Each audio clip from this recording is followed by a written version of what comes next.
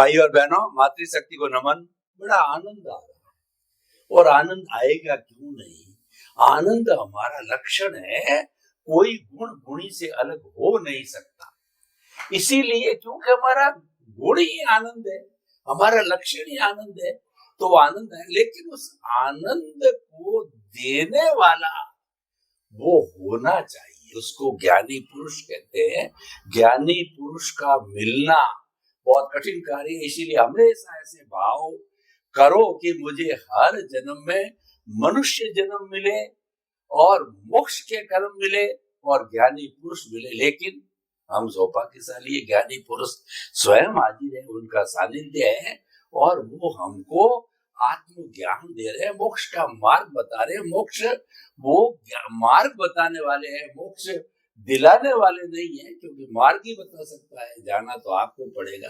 स्वामी जी समस्त श्रोताओं की तरफ से आपको बहुत बहुत धन्यवाद, साधुवाद। स्वामी जी एक इंटरेस्टिंग प्रश्न पूछता हूं, बड़ा सुंदर प्रश्न है कि मूर्ति का भगवान और जिंदा भगवान, देखिए सारे विश्व पर दृष्टिपात करो तो कितने मंदिर, भारत में असंख्य मंदिर है, सबकी प्राण प्रतिष्ठा करके अपने अपने भगवान को बिठा करके और फिर लोग कई कई वर्षों तक वो उनकी उपासना करते अपनी अपनी विधि से और प्राप्त करते हैं।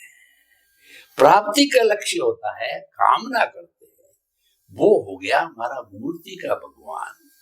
और आप कहते हो, दादा भगवान कहते हैं कि जिंदा भगवान तुम्हारे भीतर है, तुम बाहर कहां ढूंढ रहे हो। तो कृपया मूर्ति का भगवान और जिंदा भगवान क्या देता है, कौन सा ज्यादा लाभदायक है। हालांकि प्राप्ति की बात नहीं कर रहा हूं, लेकिन फिर भी एक व्यवहार दृष्टि से बात करता हूं। दो धाराएं चल रही है, उपासना की धारा और निर्विचारता की धारा जो अपन कर रहे हैं। कृपया दोनों का डिफरेंस बताइए और ये डिफरेंस बता करके अपनी अपनी विधि हम किसी कटाक्ष करते हैं, लेकिन इस मानव जीवन में सबसे ज्यादा क्या लाभदायक हो सकता है दोनों में से, वो कृपया बताइए। बहुत सुंदर प्रश्न है और ये लोगों के ध्यान में रहना चाहिए। प्रश्न के लिए धन्यवाद और सभी श्रोताओं को मेरा नमस्कार। बहुत बड़ी बात है, एक चेतन भगवान और दूसरा माना हुआ सांप्रदायिक भगवान। एक भगवान की हिस्ट्री है और एक भगवान शाश्वत है, जिनकी हिस्ट्री नहीं होती है। एक भगवान की पूरी हिस्ट्री कुदरत ने बनाई है और एक भगवान खुद ही परमानेंट है, जिसको कोई बना सकते नहीं है, और दोनों का अस्तित्व समाज में रहेगा। क्योंकि आखिर धर्म है, वो आध्यात्म की ओर जाने का एक रास्ता है। और इसीलिए जब ह्यूमन लेकिन मानव की जब बिगिनिंग होती है, तो वो उसका जन्म जंगलों में होता है, एक जंगली व्यक्ति की तरह। इनके लिए न कोई सोसाइटी है, न कोई रूल्स एंड रेगुलेशन है, और न ही कोई प्रकार का आहार विहार, लाइफ, रिस्पॉन्सिबिलिटी और हिताहित का कोई ज्ञान है। तो जंगली अवस्था में से थोड़ा अपग्रेड आके वो ह्यूमन बनता है और ह्यूमैनिटी को बिलीव करता है कि इंसान दूसरे इंसान को हेल्प करे। वो आगे जाके उसको लगता है कि भी मैं हेल्प तो करता हूं, अच्छी बात है, मगर मेरे को और ज्यादा सुविधा चाहिए लाइफ में, तो उसके लिए पुण्य की जरूरत है। और पुण्य की प्राप्ति के लिए जो मैं प्रयास करूंगा, इससे पाप भी हो सकता है, तो उसके लिए प्रायश्चित भी होना चाहिए। तो धर्म ने पाप पुण्य और प्रायश्चित का मार्ग बताया। और पुण्य के लिए पूरा फॉर्मेट बताया, और फॉर्मेट को फॉलो करके पुण्य बनाओ, और अपनी अपेक्षाओं को पूरा करने के लिए जब आप गलत रास्ते पर चले जाते हो तो पाप बंद हो जाता है, तो उसको अगर भुगतान नहीं करना है तो उसके लिए प्रायश्चित बताया। यानी मानव समाज के उत्थान के लिए ये सामाजिक और धार्मिक धर्म की स्थापना हुई, नेचुरल संजोगों के अधीन, क्योंकि ये जीवन जीने का एक स्टेप है। आगे बढ़ना है मगर प्रत्येक स्टेप की भी एक वैल्यू होती है जिसके ऊपर पाव रख के हम आगे जा सकते हैं, भले ही वो हमारा अंतिम डेस्टिनेशन नहीं हो मगर स्टेप तो जरूर है। अगर 10 स्टेप की सीढ़ी है उसमें से बीच के 8 निकालेंगे और पहला और 10वां रखेंगे तो हम नहीं पहुंच पाएंगे। तो कहने का मतलब ये जरूरी है, स्टेप सब जरूरी है। भगवान को मूर्ति के रूप में मानना ये पुण्य का कार्य है, भगवान को पूजा पाठ करना ये पुण्य का कार्य है, भगवान के पास पापों की प्रायश्चित करना पुण्य का काम है, भगवान को भक्ति से आरती उतारना ये पुण्य का काम है, भगवान के पास अच्छे इंसान बनने की पुण्य कार्य करने की शक्ति मांगना ये भी अच्छी बात है। और इसके अलावा भगवान की भक्ति में लिप्त हो जाना और थोड़े समय के लिए संसार को भूल जाना ये भी अच्छा है। मगर इंसान की जो सोच होती है वो क्यों रुक जाती है, आगे नहीं बढ़ती है? क्योंकि धर्म के मार्ग में जो धर्मगुरु शिक्षा देने वाले वो अपने संप्रदाय को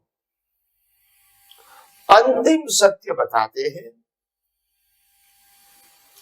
और बाकी और कुछ जानने की समझने की जरूरत नहीं है ऐसा बताते हैं। और इसीलिए जो लोग इस संप्रदाय को फॉलो करते हैं वो आगे का सोचते सुनते या समझने की कोशिश नहीं करते। और इसीलिए जो धर्म का स्टेप है उसी से ही उसका जन्म मरण का चक्कर चालू रहता है, पाप पुण्य से। तो मैं ये नहीं कहता हूं कि मानव धर्म और सांप्रदायिक धर्म गलत है, मगर ये भी कहना चाहिए कि ये स्टेप है।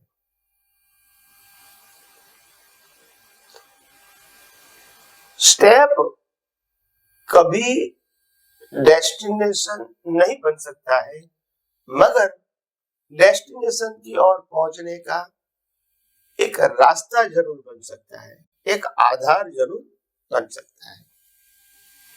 ये बताना चाहिए हर धर्म वाले जो अलग अलग प्रकार की बात करते हैं वो क्यों अलग अलग प्रकार की बात करते हैं? क्या जानबूझ के करते हैं? नहीं। जिस महापुरुष ने ये मार्ग दिखाया उस महापुरुष जिस रास्ते पर चला वो रास्ते का अनुभव लोगों को बांटा और बाद में अंतिम सत्य तक पहुंच गया। मगर अंतिम सत्य तक पहुंचने के लिए एक ही रास्ता नहीं है, डेस्टिनेशन एक है, रास्ता अनेक है। और इसलिए सभी महापुरुषों ने अपने अपने अनुभव का रास्ता बताया अंतिम सत्य को पहुंचने के लिए। अभी कहेंगे कि रास्ते में फिर तो इतना डिफरेंस क्यों आ गया? तो एक एग्जाम्पल से मालूम हो जाएगा। जैसे हिमालय की टोच पर जाना ये हमारा डेस्टिनेशन है। भारत में से भी बहुत सारे रास्ते हिमालय की टोच के ऊपर ले जाता है, नेपाल के अंदर से भी ले जाता है, चाइना का कोई अक्साई चीन का हिस्सा है, वहां से भी आप नेपाल हिमालय जा सकते हैं, भूटान से भी जा सकते, भूटान से भी जा सकते हैं। कहने का मतलब ये है तिब्बत से भी, नेपाल से भी जा सकते हैं, तिब्बत से भी जा सकते हैं।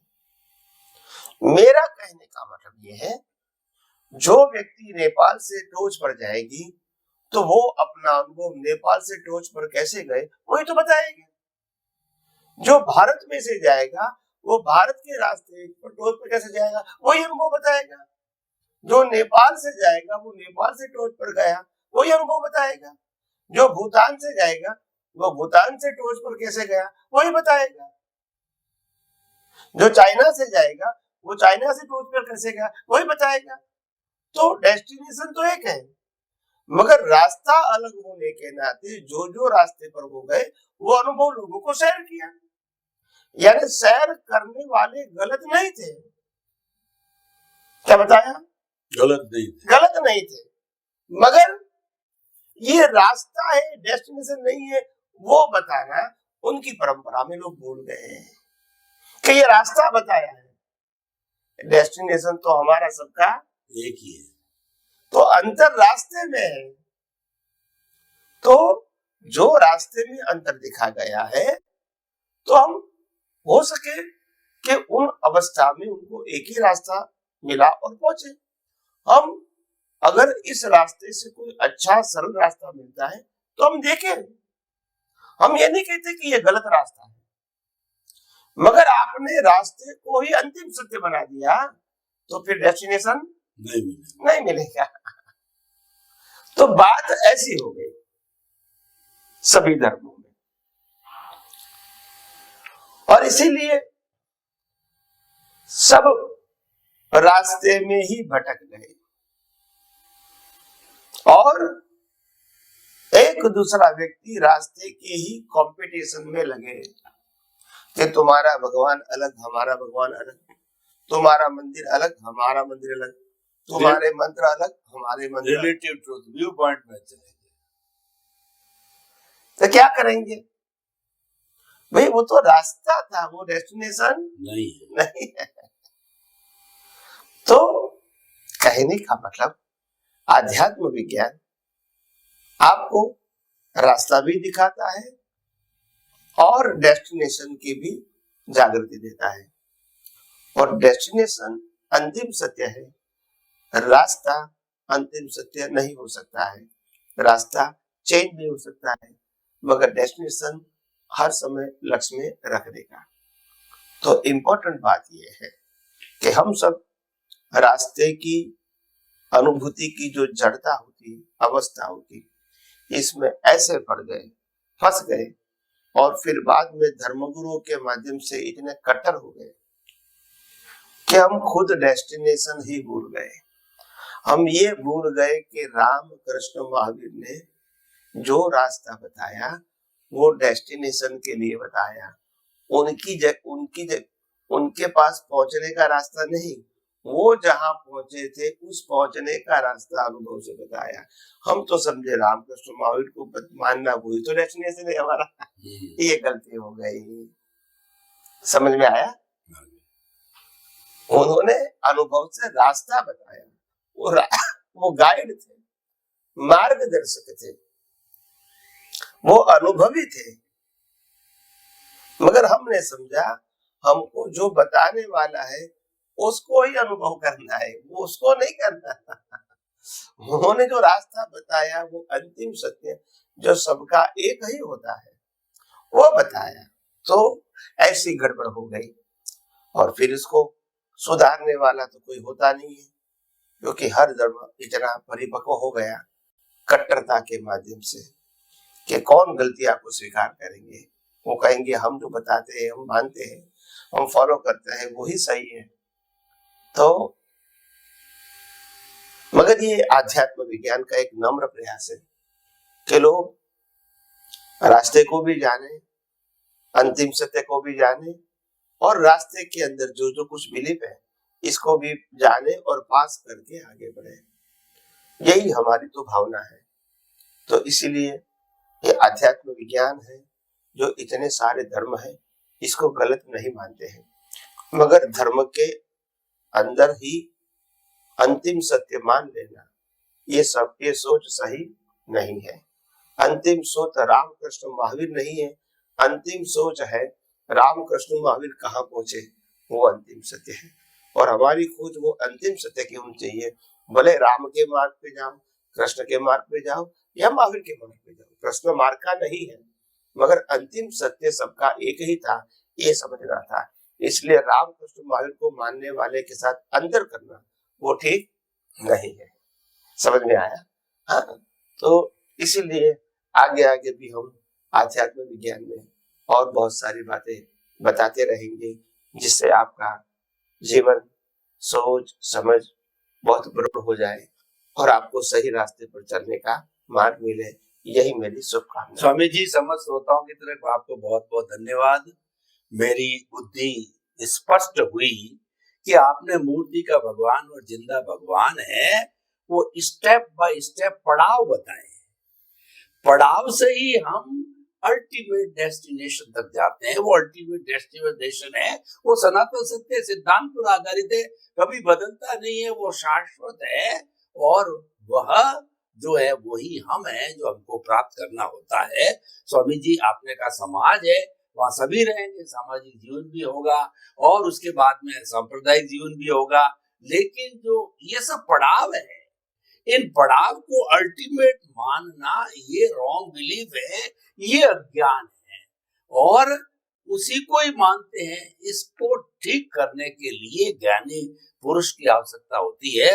और आपने सारी चीज बताई कि अल्टीमेट चीज है वो जो है सनातन सत्य है, तो उसको हमें बहुत ही अच्छी तरह से हम पालन करें तो हमारा लक्ष्य बन सकता है मुक्ति की ओर जाने का। अल्टीमेट सत्य जो है, राम और कृष्ण ने क्या प्राप्त किया, वो क्या थे, उसमें हम उलझ गए। उन्होंने क्या प्राप्त किया, अपनी मंजिल को ध्यान में रखना है और जो हमारा पड़ाव है उसको अल्टीमेट मंजिल नहीं मानना है। बहुत ही सुंदर स्पष्टीकरण रहा आपका। समस्त श्रोताओं की तरफ से आपको बहुत बहुत धन्यवाद। स्वामी जी, ईश्वर की बात, भगवान की बात, आत्मा की बात चल रही थी, तो इसके अंदर दो शब्द हम लोगों को जानना बहुत ही अच्छा। अगर हम जाने तो उसके बाद हमारा भेद विज्ञान होता है। वो होता है, एक शब्द है टंकोत्कीर्ण, एक शब्द है अव्ययवाद। ये आते हैं और लोग इसमें कंफ्यूज हो जाते हैं कि ये बार बार आते हैं। और एक आपने बताया विज्ञान जो है स्वरूप, घन स्वरूप, और एक विज्ञान स्वरूप, ये सब आत्मा से जुड़े हुए गुण हैं। तो इनको अगर हम जानते हैं तो भेद विज्ञान पैदा होता है, जड़ और चेतन का क्षीर नीर प्राप्त होता है। तो कृपया इनको थोड़ा सा परिभाषित करके बताइए ताकि कि हम अच्छी तरह से समझ सके इन आत्मिक गुणों। प्रश्न के लिए धन्यवाद। सबसे पहले टंकोत्कीर्णवत, वो टंकोत्कीर्णवत जो सत्य है उसका कहने का मतलब ये है कि चेतन और जड़ दोनों पैरेलल है और दोनों कभी मिक्स नहीं होते हैं। पैरेलल हो सकते हैं, कंपाउंड नहीं हो सकते। तो दोनों का अस्तित्व होना ये कोई कंफ्यूजन की बात नहीं है। दोनों अलग ही रहेंगे हर अवस्था में, जड़ चेतन कभी एक नहीं होंगे। तो उसके लिए शब्द बताया टंकोत्कीर्ण, ये तीर्थंकरों का मूल शब्द है। और अगर लौकिक भाषा में उसको एग्जाम्पल के रूप में समझा जाए तो पानी के अंदर अगर तेल डाल दिया तो तेल और पानी मिक्स नहीं होगा, क्योंकि दोनों का जो एग्जिस्टेंस क्वालिटी है, फंडामेंटल क्वालिटी, वही डिफरेंस है। तो पानी में तेल मिक्स नहीं होगा, पानी के ऊपर तेल तैर कर अघुलनशील। हाँ, तो ये तो ये टंकोत्कीर्ण शब्द का मीनिंग है, यानी जड़ और चेतन कभी एक नहीं होगा, साथ में होगा मगर एक नहीं होगा। और दूसरा शब्द आपने बताया अव्याबाद स्वरूप। तो जो जड़ है और जड़ की प्राप्ति, जड़ की अवस्था की प्राप्ति, ये बाधा पीड़ा स्वभाव वाली होती है। मिलता है, नहीं मिलता है, मिलता है फिर चला जाता है, तो उससे सुख दुख की अनुभूति होती है। ये अवस्था की बात है। जब आत्मा की बात करेंगे, आत्मा की क्वालिटी की बात करेंगे, आत्मा के अस्तित्व की बात करेंगे, तो उसमें तो अवस्था है नहीं, अबाधित, इसीलिए उसको अव्याबाद कहा, यानी उसमें बाधा पीड़ा नहीं होगी, सब कुछ परमानेंट निरंतरा है। तो ये शब्द लाइव ईगो के लिए हम बाधा पीड़ा वाली अवस्था में इन्वॉल्व हो जाए या अव्याबाद स्वरूप में इन्वॉल्व या अटैच हो जाए, इसी के लिए दोनों है। मगर हमको इन्वॉल्व कहाँ होना है, अटैच कहाँ होना है, वो इंपॉर्टेंट है। जहां अटैच होगी वो आपका अनुभव होगा। तो इसीलिए ये टंकोत्कीर्ण के बाद ये अव्याबाद स्वरूप बताया और विज्ञान स्वरूप, फिर आपने तीसरा शब्द बताया विज्ञान स्वरूप और विज्ञान घन स्वरूप। आत्मा के अलावा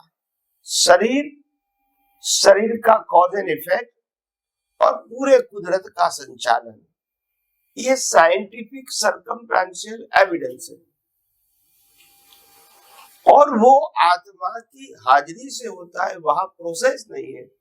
इसीलिए आत्मा है वो विज्ञान घन स्वरूप है, जिसके माध्यम से कॉज इफेक्ट एंड अवस्था होती रहती है।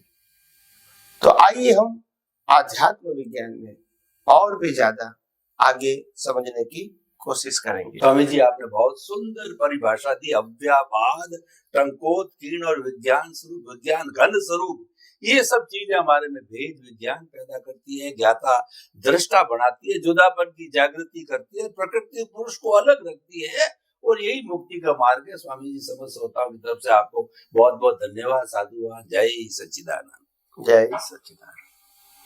ये